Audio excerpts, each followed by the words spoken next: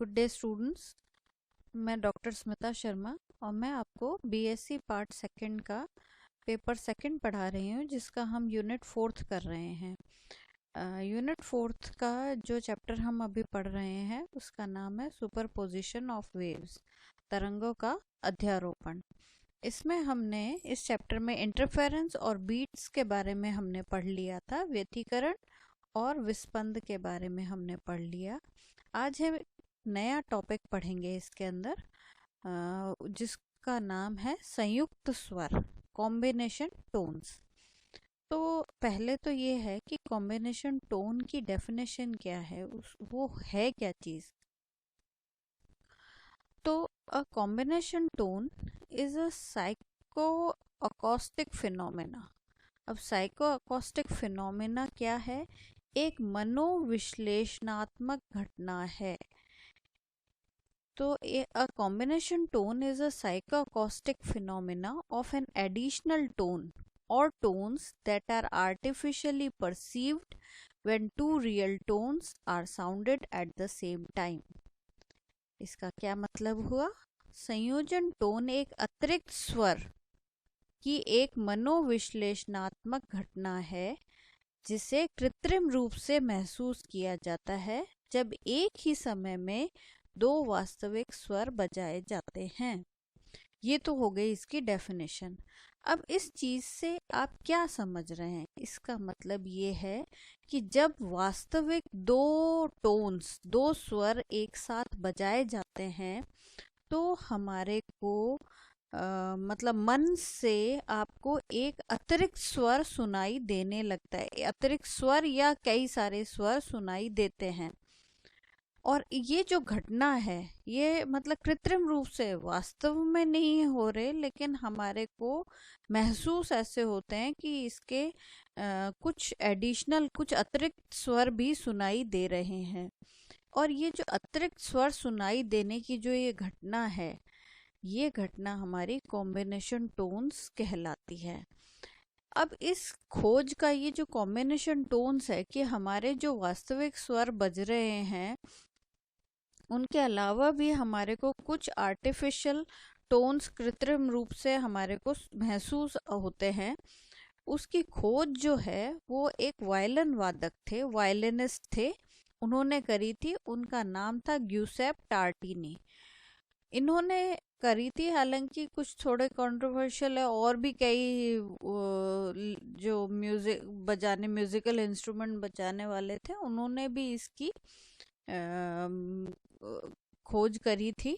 लेकिन वास्तविक रूप से टार्टिनी को इसका श्रेय दिया जाता है और इसीलिए इन कॉम्बिनेशन टोन्स को टार्टिनी टोन्स भी कहते हैं।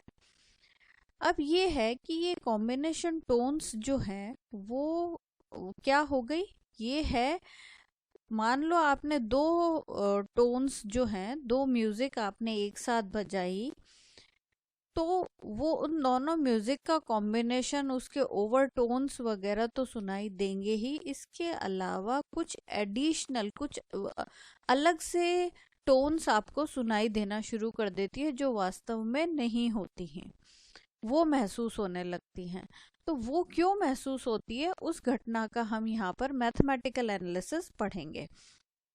मतलब वो जो घटना हो रही है उसका हम फिजिक्स पढ़ेंगे उसके पीछे, कि वास्तव में ये घटना क्यों होती है। अब ये है कि ये आपको जैसे कान से सुनाई दे रही है, आपको दो स्वर एक साथ बजाए दिए, तो साधारण इंसान के लिए तो वो एक म्यूजिक का पार्टी होता है। लेकिन अगर हम कोई म्यूजिशियन की नज़र से देखें तो हमारे को वो एक एडिशनल टोन जो सुनाई देता है वो हमारे लिए या तो बेनिफिशियल होता है या हमारे को वो इरिटेट करता है। म्यूजिशियन के लिए, नॉर्मल इंसान के लिए तो म्यूजिक का पार्ट ही बन जाता है। तो उसके आवश्यक, ये इतना सारा पढ़ने की हमें ज़रूरत क्या है? और ये भी दिमाग में आता है कि एडिशनल टोन जनरेट कैसे हो रही है, और हम जनरेट हो रही है या ये हमारे केवल दिमाग की उपज है, ये चीज़ हमारे को देखना पड़ेगा। तो इसको पढ़ने, मैथमेटिकली हम इसको पढ़ने से पहले हम इसके बारे में क्यों सोचें? इसकी मतलब प्रैक्टिकल एप्लीकेशन क्या है, क्यों हमारे को यहाँ पर उसके बारे में बताया जा रहा है। तो संयुक्त स्वर की सहायता से वास्तव में तो क्या होता है, म्यूजिकल इंस्ट्रूमेंट को ट्यून करना होता है। आपने देखा होगा जब भी कोई म्यूजिशियन इंस्ट्रूमेंट को बजाना चाहता है तो वो उसको पहले हल्का सा थोड़ा सा बजा के और फिर उसके स्ट्रिंग्स को टाइट करेगा, लूज करेगा। ऐसे कोई भी म्यूजिकल इंस्ट्रूमेंट है जिसमें जहाँ पर ट्यूनिंग की कहते हैं ना कि पहले इंस्ट्रूमेंट को ट्यून करते हैं। ट्यून करने का मतलब है कि जिस वक्त वो जो स्वर बजा रहे वो ही परफेक्टली सुनाई दे। तो ये जो कॉम्बिनेशन टोन्स है इसका महत्व इसलिए है क्योंकि इससे किसी इंस्ट्रूमेंट को ट्यून करना बहुत आसान हो जाता है और वो ठीक से काम करना शुरू कर देता है। अब हम पढ़ेंगे इसके अंदर कॉम्बिनेशन टोन के बारे में। तो वास्तव में कॉम्बिनेशन टोन्स क्या है। तो अब हम ये मैंने एक आपको जनरल आउटलुक दिया था जो हम कॉम्बिनेशन टोन से समझ सकते हैं। अब हम उसके पीछे की फिजिक्स पढ़ेंगे, बेसिकली ये चीज़ घटना कैसे जन्म लेती है और इसके पीछे की मैथमेटिकल एनालिसिस हम कैसे समझा सकते हैं। तो जब दो ध्वनि स्रोतों जैसे दो स्वरित्रों को जिनकी आवृत्ति अलग अलग है एक साथ बजाया जाता है तो उनमें उत्पन्न सरल आवर्ती तरंगों के अध्यारोपण के फलस्वरूप जो परिणामी तरंग तथा उसकी आवृत्तियां प्राप्त होती हैं, इसके अतिरिक्त हमें कुछ अन्य आवृत्तियां भी प्राप्त होती हैं जिन्हें कान से स्पष्ट सुना जा सकता है। ये संयुक्त स्वर कहलाते हैं। मतलब क्या हो गया, मतलब स्वरित्र मतलब tuning folk. Whenever two tuning forks of different frequencies are sounded together, then due to superimposition of simple harmonic waves generated a resultant wave and its different frequencies are obtained. But along with these frequencies, some more frequencies are obtained that can be heard, that are clearly audible to our ears, and these are called combination tones.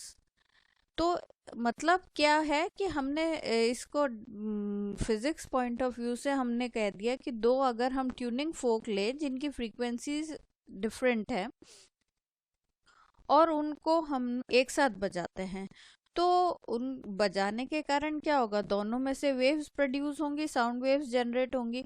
तो वो जो sound waves हैं simple harmonic waves, उनके super imposition या अध्यारोपण से हमारे को resultant wave मिलेगी किसी भी पॉइंट पे और उस कारण से जो फ्रीक्वेंसीज डिफरेंट फ्रीक्वेंसीज हमारे को मिलेंगी, first harmonic, second harmonic and so on, इस तरीके से हमारे को मिलेंगी। लेकिन इसके अलावा भी जो कॉम्बिनेशन हम सोच रहे हैं, इसके अलावा भी कुछ फ्रीक्वेंसीज हमारे को प्राप्त होती हैं जो हम डिनाई नहीं कर सकते क्योंकि हमारे कान को बहुत स्पष्ट रूप से वो सुनाई देती हैं। और ये जो अतिरिक्त फ्रीक्वेंसीज जो हम प्रिडिक्ट नहीं कर रहे, जो हम सब सोच रहे हैं कि ये नहीं हो सकती, वो हमारे को सुनाई दे रही हैं, तो वो फ्रीक्वेंसीज हमारी कॉम्बिनेशन टोन्स कहलाती हैं। अब ये जो कॉम्बिनेशन टोन्स हैं इनको हम जो सिंपल अभी हमने superposition of simple harmonic waves का जो अध्ययन किया, उसमें हमने व्यतिकरण विस्पंद पढ़ लिया, उससे हम इसको समझा नहीं सकते। क्यों नहीं समझा सकते, क्योंकि वो जो घटनाएं हैं वो घटनाएं हमारी रैखिक समघात समीकरण को संतुष्ट करती है। उसमें लीनियर होमोजीनियस डिफरेंशियल इक्वेशंस के आधार पर आधारित है वो घटनाएं, तो लीनियर इक्वेशंस हैं उसके अंदर। लेकिन ये वाली जो घटना है ये नॉन लीनियर है। ये घटना क्या है भाई, आपने कहा कि ये चीज हमारी बढ़ेगी तो ये चीज इसके मुकाबले कम होगी, ठीक है। तो जैसे जैसे ये चीज बढ़ती गई दूसरी जो इसका प्रोडक्ट है वो डिक्रीज होता गया, या इसके बढ़ने के साथ ये जो चीज है ये प्रोडक्ट है वो इंक्रीज होता है। तो हम कैसे, अगर इनपुट को बढ़ाते गए तो आउटपुट भी बढ़ता गया। तो ये इस तरीके का जो प्रभाव है वो लीनियर प्रभाव होता है, रैखिक प्रभाव होता है।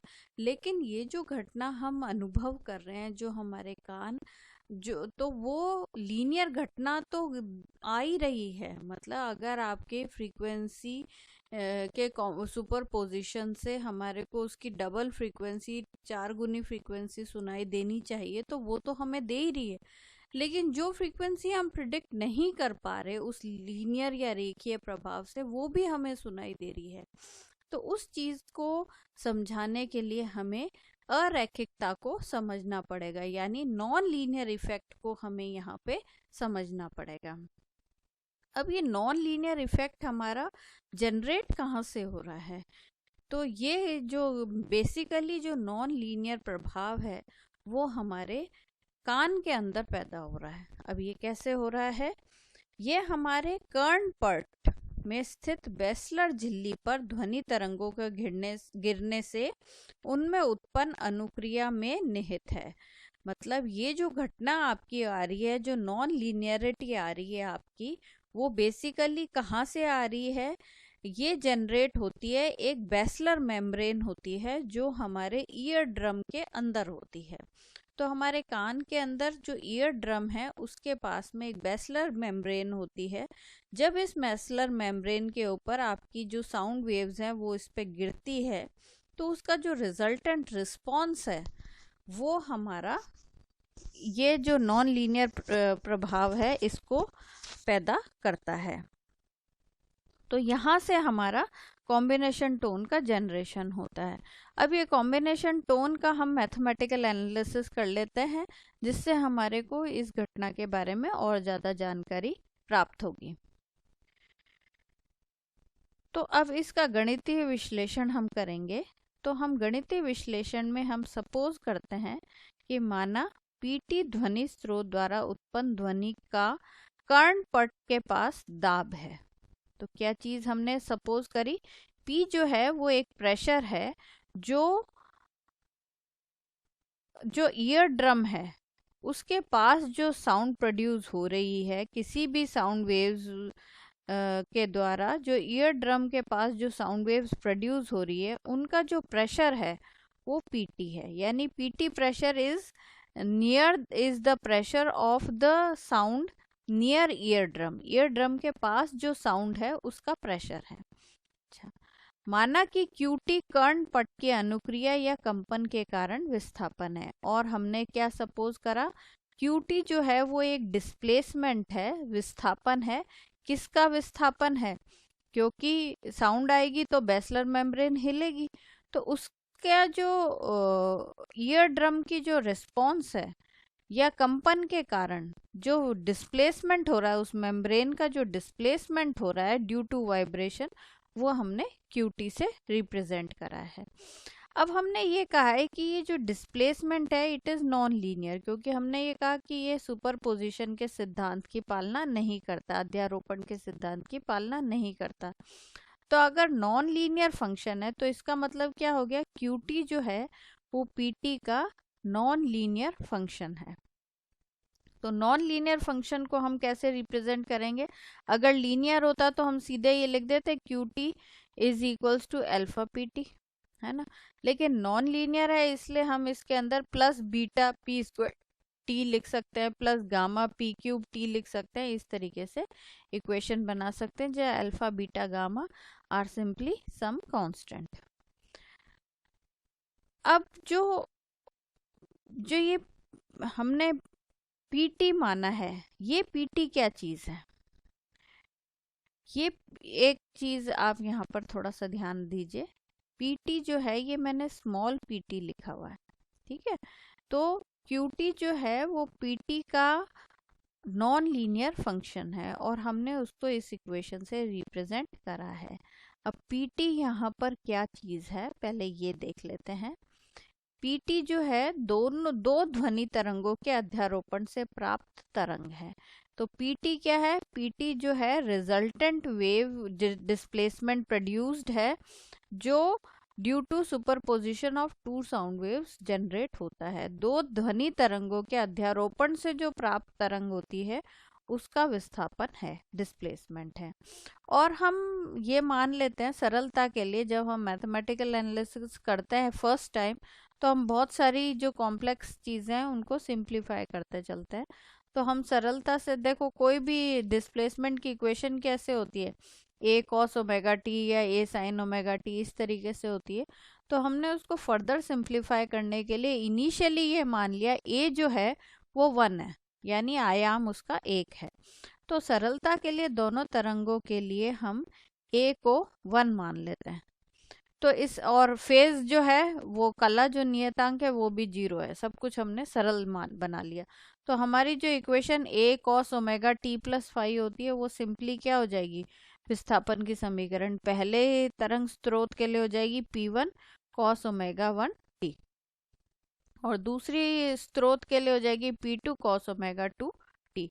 यानी ये डिस्प्लेसमेंट इक्वेशन, ये पहले साउंड सोर्स से जो साउंड आ रही है उसके कारण डिस्प्लेसमेंट इक्वेशन है, और ये दूसरे वाले के कारण डिस्प्लेसमेंट इक्वेशन है।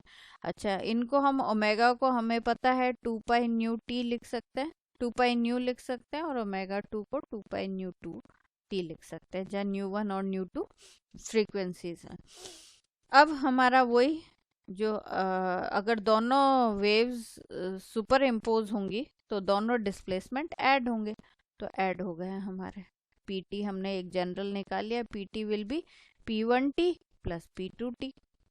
तो इनके मान रख दीजिए, cos omega 1t plus cos omega 2t, ये आपकी इक्वेशन 2 आ गई।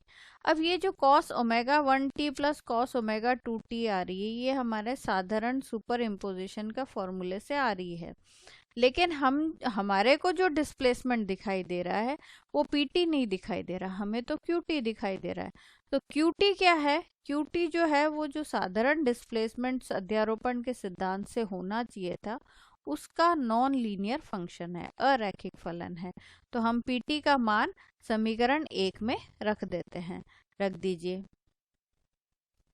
तो हमने ये मान रख दिया, तो देखो क्या आ गया, क्यूटी बराबर alpha cos omega 1t plus cos omega 2t plus beta cos omega 1t plus cos omega 2t का होल स्क्वायर प्लस गामा इस पूरी टर्म का whole cube and so on, ऐसे हो जाएगा।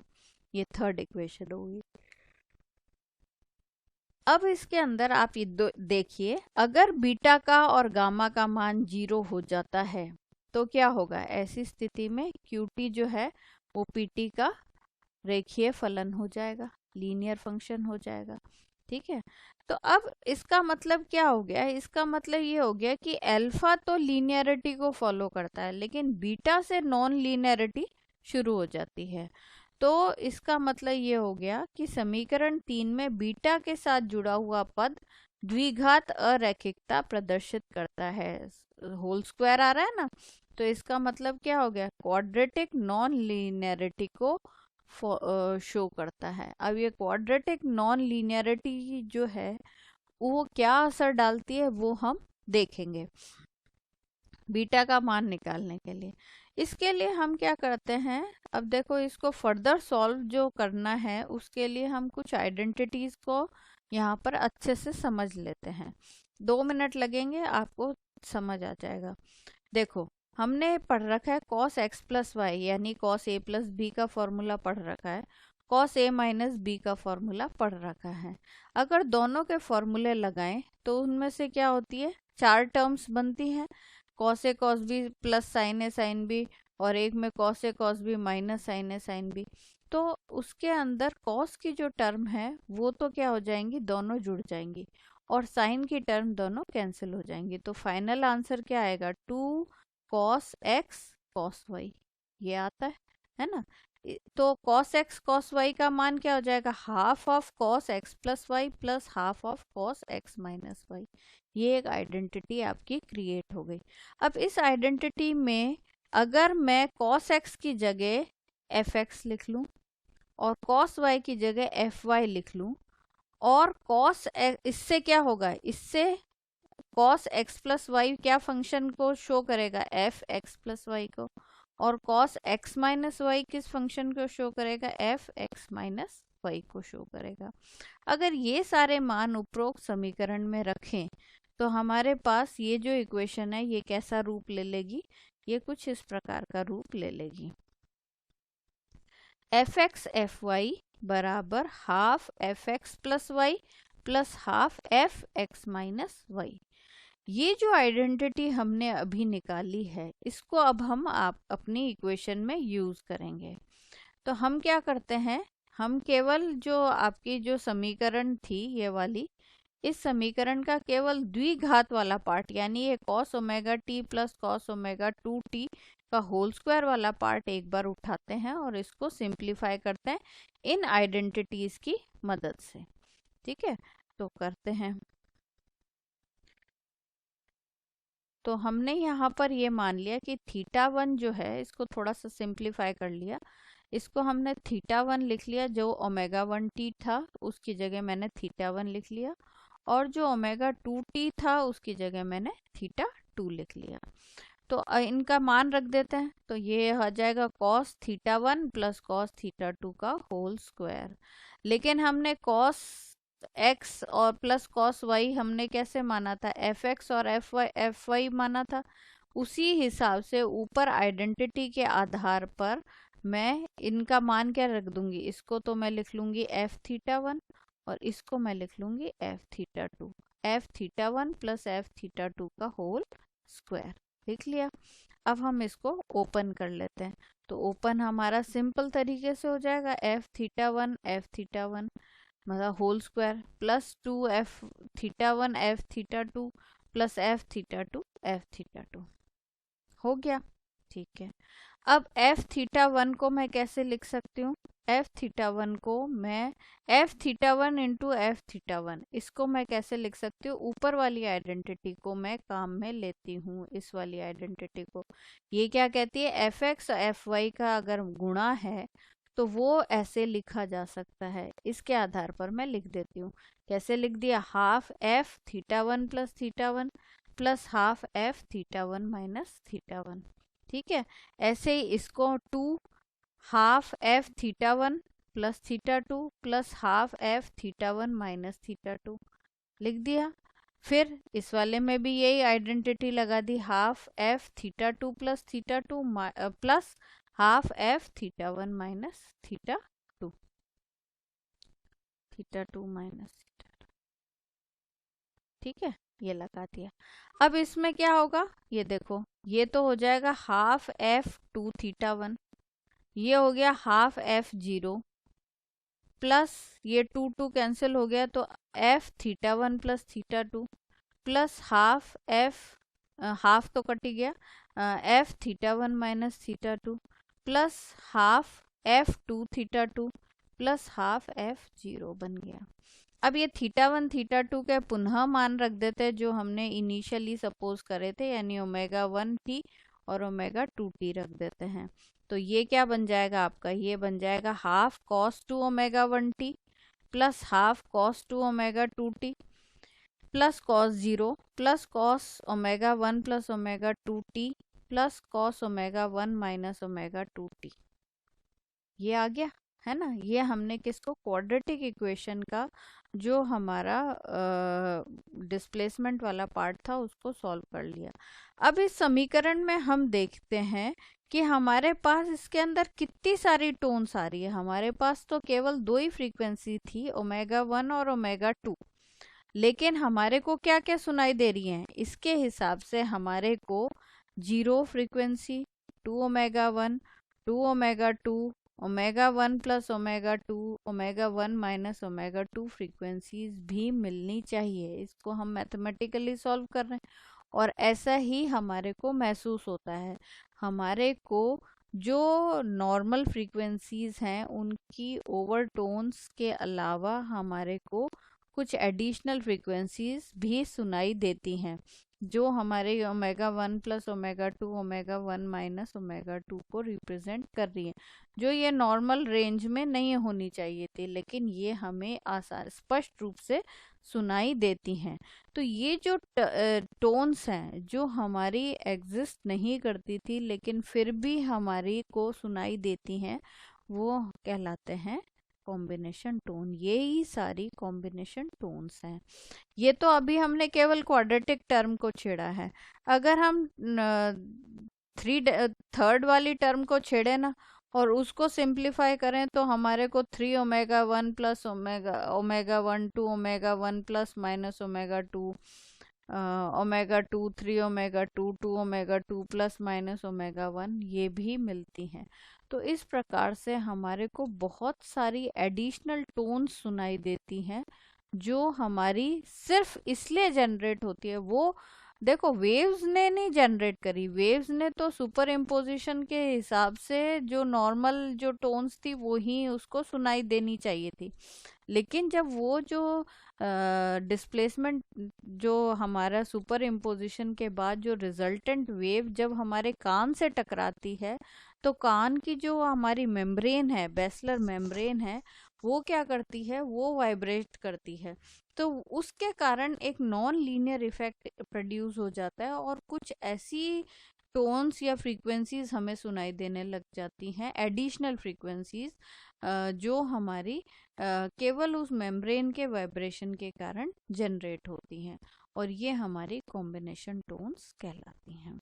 तो ये एक हमने डिफरेंट इफेक्ट पढ़ा है सुपर इम्पोजिशन ऑफ वेव्स के अंदर। और ये नॉन लीनियर इफेक्ट है जो केवल हमारे कान के कारण, कान की जो मेम्ब्रेन है उसके कारण जनरेट होता है। नॉर्मल उसमें जो नेचर में ये फिनोमेना आपको ऑब्जर्व ऐसे नहीं होगा, ठीक है, लेकिन हमारे को खुद को बड़े आसानी से ये सुनाई देता है। तो ये हमने कॉम्बिनेशन टोन्स के बारे में सब पढ़ लिया। अब ये चैप्टर हमारा यहीं पर ख़त्म होता है, सुपरपोजिशन ऑफ वेव्स।